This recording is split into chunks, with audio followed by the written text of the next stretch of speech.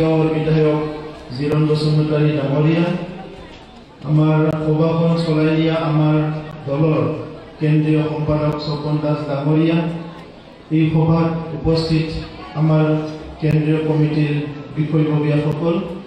আমাৰ গৰুফেলা অঞ্চলৰ জ্যেষ্ঠসকল, ইয়াত উপস্থিত আমাৰ জিলা কমিটিৰ প্ৰেসিডেন্ট সম্পাদক আৰু বিষয়ববীয়াসকল, মহিলা শাখা, যুৱ শাখা, UPPLৰ বিভিন্ন শাখাৰ বিষয়ববীয়াসকল, আমাৰ ব্লক কমিটিৰ প্ৰেসিডেন্ট সেক্ৰেটাৰী আৰু বিষয়ববীয়াসকল, BTFৰ প্ৰাক্তন নেতৃবৃন্দ, LLFৰ প্ৰাক্তন নেতৃবৃন্দ আৰু আজি উপস্থিত শ্ৰদ্ধা ৰাইজ, মই সকলোলৈ আহি থকা ৰঙালী বিহু বহাগ বিহুৰ শুভেচ্ছা জনাইছোঁ। ৰমজালী বৈশাখৰ আপোনালোকলৈ শুভেচ্ছা জনাইছোঁ। আজি বহুত দিনৰ মূৰত মই এই গৰুফেলা অঞ্চলত আহিছোঁ। আগতে বহুত দিন আগত মই আহিছিলোঁ এবাৰ, আৰু আজি আহি আপোনালোকক ইমান সংখ্যক লোক দেখা পাই লগ পাই খুব ভাল লাগিছে। গৰুফেলা অঞ্চলটো সঁচাকৈ বহুত পিছ পৰি আছে, বহুত সমস্যা আছে এই অঞ্চলত, আৰু এই সমস্যাবিলাক সমাধান কৰাৰ কাৰণে বহুতখিনি কাম কৰিব লগা আছে। মই আগৰ সময়বিলাক মনত কৰিলে এই গৰুফেলা অঞ্চলত মানুহবিলাকে বহুত ভয় ভয়কে থকা আছিলে। এটা সময়ত এটা হিংসাত্মক পৰিৱেশ বিটিয়াৰ অঞ্চলত চলি আছিলে, আৰু এই হিংসাৰ পৰিৱেশটো গৰুফেলা অঞ্চলতো বহুত মানুহে নিজে দেখা পাইছে। ইয়াত বহুত মানুহে দিনে ৰাতি ভয় ভয়কে জীৱন কটাব লগা হৈছিলে। আজিও গৰুফেলা অঞ্চলত এটা স্বাভাৱিক এটা পৰিৱেশ আহিছে যদিও উন্নয়নৰ ক্ষেত্ৰত বিভিন্ন গভৰ্ণমেণ্ট স্কিমবিলাকক কাম কৰাৰ ক্ষেত্ৰত যেনেকৈ এটা পৰিৱেশ গঢ়ি তুলিব লাগে আজিলৈকে গঢ়ি তোলা হোৱা নাই। মই আশা ৰাখিছোঁ আমাৰ এই স্থানীয় যুৱকসকল, জ্যেষ্ঠসকলৰ লগতে স্থানীয় যুৱকসকল আজি সবে ওলাই আহিছে। অনাগত দিনত গৰুফেলা অঞ্চলত যিখিনি সমস্যা আছে এই সমস্যাবিলাক আমি সমাধান কৰিব পাৰিম। আগৰ BTFৰ সময়ত এটা হিংসা জৰ্জৰিত BTC আছিলে। আগৰ BTFৰ সময়ত বিটিয়াৰ অঞ্চলত সমন্বয় নাছিলে। ইয়াৰ কাৰণে বড় অনাবৰৰ সৃষ্টি হ'ল, আমাৰ মাজত ভেদাভেদ, ভাল সম্পৰ্ক নোহোৱা এটা পৰিৱেশ সৃষ্টি হ'ল। ইয়াৰ কাৰণে আমি সবে দূৰে দূৰে আছিলোঁ। কিন্তু আজি বিটিয়াৰ চৰকাৰখন UPPL আৰু BJPৰ চৰকাৰ অহাৰ পিছত সমগ্ৰ বিটিয়াৰ অঞ্চলত শান্তি আহি গ'ল, নিৰাপত্তা আহি গ'ল, সকলো জাতি জনগোষ্ঠী একেলগে বসবাস কৰিব পৰা এটা পৰিৱেশ আহি গ'ল। আজি এই অঞ্চলত যি শান্তি আহিছে এইটো অকল বড়োসকলৰ কাৰণে নহয়, এই শান্তি বড়োৰ কাৰণে, বঙালীৰ কাৰণে, ৰাজবংশীৰ কাৰণে, মাইনৰিটিৰ কাৰণে, যিমান জনগোষ্ঠী আছে সকলো আজি শান্তি, সম্প্ৰীতি, নিৰাপত্তাৰ মাজেৰে এই অঞ্চলত বসবাস কৰিব পৰা এটা পৰিৱেশ আহিছে। এটা সময়ত মানুহবিলাকে দিনতে ভয় কৰিছিলে, গধূলিতো ভয় কৰিছিলে, দিনতো ভয় কৰিছিলে। কিন্তু আজি দিনত নহয়, ৰাতি গধূলিও মানুহবিলাকে ভয় নকৰে। খুব এটা ভাল পৰিৱেশত সকলো থাকিব পৰা হৈছে। সেইকাৰণে আজি আমাৰ চৰকাৰখনৰ 5টা উদ্দেশ্য আমি সফল হৈছোঁ। BPFৰ সময়ত বহুতখিনি কাম আধৰুৱা হৈ আছিলে। আজিও ইয়াত খোৱা পানীৰ কিবা আঁচনি আছে, আজিলৈকে হৈ উঠা নাই। ইয়াত ৰাস্তা ঘাট তেখেতসকলে বনাই থৈ নগ'ল। ইয়াত ধৰ্মীয় অনুষ্ঠানবিলাক তেখেতসকলে কোনো ধৰণৰ সহায় নকৰিলে। আৰু আজি আমাৰ সময়ত এই কামবিলাক কৰাৰ কাৰণে আমি বহুতখিনি ক্ষেত্ৰত আগবাঢ়ি গৈছোঁ। আমাৰ 5টা যিটো উদ্দেশ্য আছিলে চৰকাৰ গঠন কৰা, প্ৰথম উদ্দেশ্য আছিলে বিটিয়াৰ অঞ্চলত শান্তি আহিব লাগে। আজি বিটিয়াৰ অঞ্চলত 100% শান্তি আহিছে। দ্বিতীয় উদ্দেশ্য আছিলে বিটিয়াৰ অঞ্চলত সবে নিৰাপত্তা পাব লাগে। আজি বিটিয়াৰ অঞ্চলত সবে নিৰাপত্তা পাবলৈ সক্ষম হৈছে। তৃতীয় উদ্দেশ্য আছিলে ভাল এটা চৰকাৰ গঠন কৰিব লাগে, যি চৰকাৰে শোষণ নকৰে, ঠগ প্ৰবঞ্চনা নকৰে। আজি আমাৰ চৰকাৰৰ সময়ত 5,000 মান মানুহে চাকৰি পাইছে, কোনো 18 পইচাও ঘুষ দিব লগা হোৱা নাই। আমাৰ চৰকাৰৰ সময়ত BPFৰ সময়ত বিটিয়াৰ অঞ্চলত মাত্ৰ 17টা বছৰত 39,000 ঘৰ নিৰ্মাণ কৰিছিলে কিন্তু আজি আমাৰ চৰকাৰৰ সময়ত আমি PMYৰ প্ৰায় 2 লাখ ঘৰ নিৰ্মাণ কৰিবলৈ সক্ষম হৈছো আমাৰ সময়ত BPFৰ সময়ত 17 বছৰত মাত্ৰ 15,000 মানুহৰ ভূমিৰ সমস্যা সমাধান কৰিব পাৰিছিলে 17 বছৰত আমি 3 বছৰত 1,20,000 মানুহৰ মাটিৰ সমস্যা সমাধান কৰিবলৈ সক্ষম হৈছো আজি অৰুণোদয় পাইছে যিসকলে অৰুণোদয় পোৱা নাই তেখেতসকলক আকৌ অৰুণোদয় দিয়াৰ কাৰণে চিন্তা কৰা হৈছে যিসকলৰ ৰেচন কাৰ্ড আছে সকলোৱে অৰুণোদয় পাব আজি ৰেচন কাৰ্ডৰ লগত আৰু 4টা কাম হৈ আছে ৰেচন কাৰ্ড যিসকলৰ আছে চাউল পাব এইটোতে 1 নম্বৰ ইয়াৰ পিছত আপোনালোকে 5 লাখ পৰ্যন্ত চিকিৎসাৰ কাৰণে আয়ুষ্মান কাৰ্ড এই ৰেচন কাৰ্ডৰ লগত আপোনালোকে 5 লাখ পৰ্যন্ত চিকিৎসাৰ কাৰণে ইয়াতে ব্যৱস্থা পাব ইয়াৰ যদি কাৰোবাৰ কিবা বিয়োগ হয় সি 2 লাখ টকা পাব 2 লাখ টকা ইয়াৰ ইন্সুৰেন্স থাকিব আৰু ইয়াৰ লগতে এই ৰেচন কাৰ্ড যিসকলৰ আছে এই ৰেচন কাৰ্ড সকলে আমাৰ যাৰ যাৰ ৰেচন কাৰ্ড আছে ৰেচন কাৰ্ডৰ যিসকলৰ আছে সেই সকলে অৰুণোদয় একদম অতি শীঘ্ৰে সবে পোৱাৰ কাৰণে অসম চৰকাৰে অসমৰ মুখ্যমন্ত্ৰী ডাঙৰীয়াই ব্যৱস্থা কৰিছে আমাৰ সময়ত আমি কিছুমান কাম নতুনকৈ হাতত লৈছো আলাৰী চেৰাং বুলি এটা আঁচনি আছে এই আঁচনিৰ দ্বাৰা প্ৰত্যেক মন্দিৰবিলাকক 2 লাখ টকা দিয়া আৰম্ভ কৰিছো অসম চৰকাৰে অসম দপ্তৰ আঁচনি আৰম্ভ কৰিছে আৰু আমি ইয়াত বিটিআৰ অঞ্চলত আলাৰী চেৰাং আঁচনি আৰম্ভ কৰিছে এই বছৰত আমি প্ৰায় 700খন মন্দিৰত বিভিন্ন মন্দিৰ থানচালি এইবিলাকত আমি 2 লাখ টকা দিয়া আমি সম্পূৰ্ণ হৈ গ'ল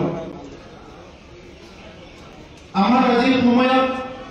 যিটো বিটিআৰ অঞ্চলত বিভিন্ন ৰাস্তা ঘাট নিৰ্মাণৰ কাৰণে বিভিন্ন কাম কাজ চলি আছে কিন্তু বিটিআৰ অঞ্চলত বহুত ৰাস্তা আছে আগৰ চৰকাৰৰ সময়ত এই ৰাস্তাবিলাক নিৰ্মাণ কৰি থৈ নগ'ল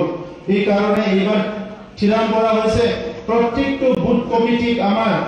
যত এটা বুথ কমিটি আছে তেখেতসকলক এটা ৰাস্তা আমাক দিয়াৰ কাৰণে আমি ইতিমধ্যে সবকো আমি নিৰ্দেশ দিছো যাতে অনাগত দিনত এই ৰাস্তাবিলাক নিৰ্মাণ কৰিব পৰা যায়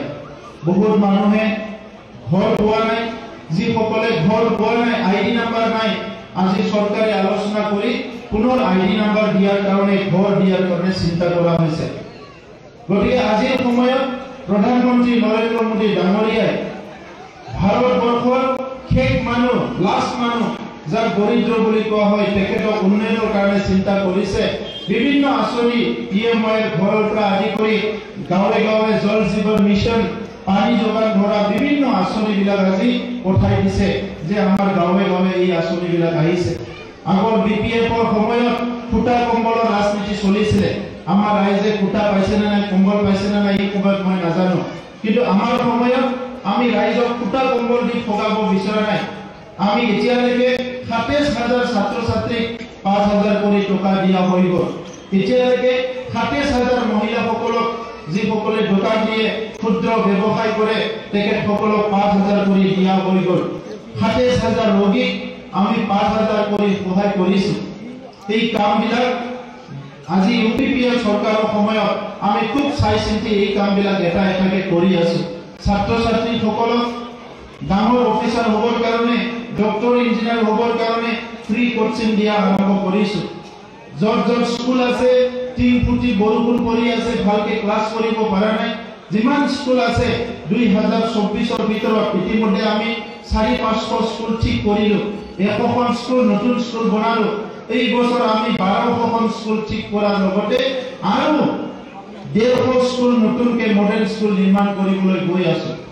আমি যিমানখিনি মাষ্টৰৰ খালী পোষ্ট আছে অহা 3 মাহৰ ভিতৰত এই খালী পোষ্টবিলাক ফিল আপ কৰা হ'ব আমাৰ তাত আৰু 5,000 মান চাকৰি ওলাব মই আপোনালোকক অনুৰোধ কৰিম যাৰ যাৰ ঘৰত চাকৰি কৰিব পৰা ল'ৰা ছোৱালী আছে তেখেতসকলক ইণ্টাৰভিউ পাছ কৰিবৰ কাৰণে ৰেডি হ'বলৈ দিয়ক ঘুষ দিবৰ কাৰণে ৰেডি হ'ব নালাগে আগতে মাক দেউতাকৰ চিন্তা হৈছিলে মোৰ ল'ৰা BA পাছ কৰিছে MA পাছ কৰিছে চাকৰি দিব লাগিলে লাখ টকা ঘুষ দিব লাগিব মই আজি আপোনালোকক স্পষ্ট কথাৰে কৈছো যে যদি ঘৰত কোনোবা চাকৰি কৰিব বিচাৰিছে চাকৰি ল'ব বিচাৰিছে ইণ্টাৰভিউ অনলি ইণ্টাৰভিউৰ কাৰণে ৰেডি কৰক মাক দেউতাকে মোক আহি কৈছে আমাৰ চৰকাৰ হোৱাৰ পিছত বহুত মাক দেউতাকে আহি লগ কৰিছে যে স্যাৰ এনেকুৱা নহয় এনেকুৱা ল'ৰা ছোৱালীক চাকৰি দিব পাৰে নেকি মই কৈছো আপোনাৰ ল'ৰা ছোৱালী নহয় মোৰ ঘৰৰ কাকো চাকৰি দিয়া নাই মই যোৱা 3টা বছৰত কাকো চাকৰি দিব পৰা নাই যদি ইন্টাৰভিউ পাছ নকৰিলে কাকো চাকৰি দিব নোৱাৰে শিৱৰ ঘৰত হলেও চাকৰি নাপায় ইটো হাগ্ৰামা মহিলাৰ চৰকাৰ নহয় ইটো প্ৰমোদ বৰৰ দিনৰ চৰকাৰ ইউপিপিএল বিজেপিৰ চৰকাৰ ইয়াত কাকো এনে চাকৰি দিয়া নহয় হি ইন্টাৰভিউ পাছ কৰিব লাগিব আৰু ঘুষ কালচাৰটো নাই মই নিজে এৰেষ্ট কৰাইছো দুজন অফিচাৰ অংগনবাড়ী চাকৰি নামত ঘুষ খাবলৈ চেষ্টা কৰিছিল মই নিজে এৰেষ্ট কৰাইছো গতিকে আজি পৰিৱেশটো পৰিৱৰ্তন হৈ গ'ল মাটি বাৰীৰ কাম 17 বছৰত বিপিএফে মাত্ৰ 15000 মানুহৰ মাটিৰ সমস্যা সমাধান কৰিছে আমি এই 3টা বছৰত 1,20,000 মানুহৰ মাটিৰ সমস্যা সমাধান কৰিলো যত নাম কেডেষ্ট্ৰিয়েল এৰিয়া হৈছে জৰিপ হোৱা নাই সাৰ্ভে হোৱা নাই এই অঞ্চলবিলাকত আমি সাৰ্ভে কৰাই আছো আমাৰ বঙালী সকল এসসি সকল বহুত জি জায়গাত আছে এইবিলাক কিছুমান পিজিআর আছে ভিজিআর আছে খাসলেন আছে এই জায়গাবিলাকক সার্ভে কৰাই আছো যাতে বিটিআৰৰ বসবাস কৰা প্ৰত্যেকজন মানুহে এক কথা বলিও মাটি লৈ প্লাই নিজৰ সকুচ কৰি ল'ব পাৰে কাৰণ মাটি নোহোৱাৰ কাৰণে জমি নোহোৱাৰ কাৰণে আজি মানুহবিলাকে সাৰ্টিফিকেট নাপায় লোন নাপায় কোনো সৰকাৰি সুবিধা নাপায় এই সুবিধাবিলাক কৰাৰ কাৰণে আমি চিন্তা চৰ্চা কৰি আছো আজিৰ সময়ত আপোনালোকে দেখিবলৈ পাইছে এই বিটিআৰ অঞ্চলত শিক্ষা দীক্ষা সামাজিক স্থিৰতা সমন্বয় সব আমি কাম কৰি আছো এটা সময়ত বিপিএফৰ দুৰ্নীতি অপবাদন দমন নীতি ভয় ভীত কৰা ৰাজনীতি আৰু আনপিনেদি আৰু এজন আহিছিলে অবৰো বুলি প্লাই ইলেকশন খেলিলে যোৱা দুটা এমপি ইলেকশনত কোনবা এজনে জিকিলে অবৰো বুলি প্লাই তেখেতে জিকি প্লাই কি কৰিলে খালি বড় ক্যান্ডিডেটক হাৰাব পাৰিছে কিন্তু যিজন জিকিলে হি আপোনাক না মন্দিৰ বনাই দিব পাৰিছে না ৰাস্তা বনাই দিব পাৰিছে না এখন স্কুল বনাই দিব পাৰিছে একো কাম কৰিব পৰা নাই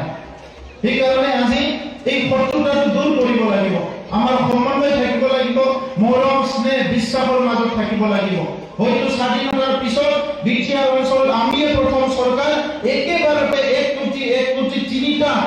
কোটি টকা ৰবীন্দ্ৰ ভৱন নিৰ্মাণ কৰাৰ কাৰণে আমি সেন্সৰ কৰিছো গোসাইগাঁৱত এটা ৰবীন্দ্ৰ ভৱন কোকৰাঝাৰত এটা ৰবীন্দ্ৰ ভৱন আৰু ইয়াত কি কয় বিজলীত এটা ৰবীন্দ্ৰ ভৱন কেইদিনমান আগতে আমাৰ কমল ভাইয়ে গৈ পেলাই কৈছিলে যে ইয়াত এটা কমিউনিটি হল লাগে 24 লাখ টকা যোৱা মাহতে এই 24 লাখ টকা কমিউনিটি হলটো নিৰ্মাণ কৰাৰ কাৰণে পেকেটক মই কথা দি কৈছো যোৱা মাহতে ইলেকশন ডিক্লেয়াৰ কৰাৰ আগতে সেই কাৰণে গুৰুফেলা অঞ্চলৰ 4-5টা মান কাম কমল ভাই আৰু কোনবা লগ লাগি মোক লিখি দিছিলে এই 4-5টা কাম যোৱা কেইদিনমান আগতে মই এই কামটো ৰেডি কৰি থৈছো নিৰ্বাচনৰ পিছত আপোনালোকৰ কাম আৰম্ভ হ'ব তো এই কাৰণে মাইনাও সদাং বুলি এটা আঁচনি আছে আমাৰ সেলফ হেল্প গ্ৰুপ বিলাক আজি বাইদেউসকল ঘৰৰ অৰ্থনীতি যিটো আছে এইটো পুৰুষ মাত্ৰ নহয় মহিলাসকলে আজিকালি উপাৰ্জনৰ কাম কৰে সেলফ হেল্প গ্ৰুপ বিলাক বহুত আছে এই সেলফ হেল্প গ্ৰুপ বিলাকক আমি 25000 টকা দিম বুলি আমাৰ ইলেকশনত আমি ঘোষণা কৰিছিলো আৰু এই আমাৰ ইলেকশন যোৱাৰ পিছত আমাৰ চৰকাৰ অহাৰ পিছত এতিয়ালৈকে 10000 সেলফ হেল্প গ্ৰুপক আমি 25000 কোটি টকা দিয়া হৈ গ'ল আৰু 6000 ৰেডি হৈ আছে এই অঞ্চলত যিমান সেলফ হেল্প গ্ৰুপ আছে কোনোবাই কিবা কাম কৰিছে কোনোবাই কৰিব বিচাৰিছে কোনোবাই আচাৰ বনাই মুড়ি বনাই ইন্ডাষ্ট্ৰি কৰিছে যোনে যি বনাই সবক আমি আৰ্থিক সাহায্য দিয়াৰ কাৰণে আমি ব্যৱস্থা কৰিছো তো সেই কাৰণে আজিৰ সময়ত মই দীঘলীয়া কথা ক'ব বিচৰা নাই প্ৰধানমন্ত্ৰী ডাঙৰীয়াই আজি আমাৰ সকলোৰে মন জয় কৰিব পাৰিছে তেখেতে 2020 চনত শান্তি চুক্তি কৰাই ইয়াত আজি স্থায়ী শান্তি ঘূৰি আহিছে অসমৰ মুখ্যমন্ত্ৰী ডক্টৰ হিমন্ত বিশ্ব শৰ্মা ডাঙৰীয়াৰ নেতৃত্বত আমি সকলোৱে একেলগে হৈ পেলাই আজি বিটিআৰ অঞ্চলত স্থায়ী শান্তি আৰু নিৰাপত্তা আনিব পাৰিছো এই কাৰণে আজিৰ সময়ত বিটিআৰৰ যি চৰকাৰ আছে দিল্লীত চৰকাৰ আছে গুৱাহাটীত চৰকাৰ আছে এই তিনিটা ট্ৰিপল ইঞ্জিনৰ চৰকাৰ দিল্লীত নৰেন্দ্ৰ মোদী ডাঙৰীয়াৰ চৰকাৰ অসমত ডক্টৰ হিমন্ত বিশ্ব শৰ্মা ডাঙৰীয়াৰ নেতৃত্বত অসম গণ পৰিষদ ইউপিপিএল বিজেপিৰ চৰকাৰ আৰু ইয়াত আমাৰ নেতৃত্বত আজি ইউপিপিএল আৰু বিজেপিৰ চৰকাৰ একত্ৰিত হৈ কেনে এই অঞ্চলৰ উন্নয়নত আমি একেলগে কাম কৰিম আজি আপোনালোকে বিচাৰে যে আপোনালোকৰ ল'ৰা ছোৱালী সুৰক্ষিত হৈ থাকক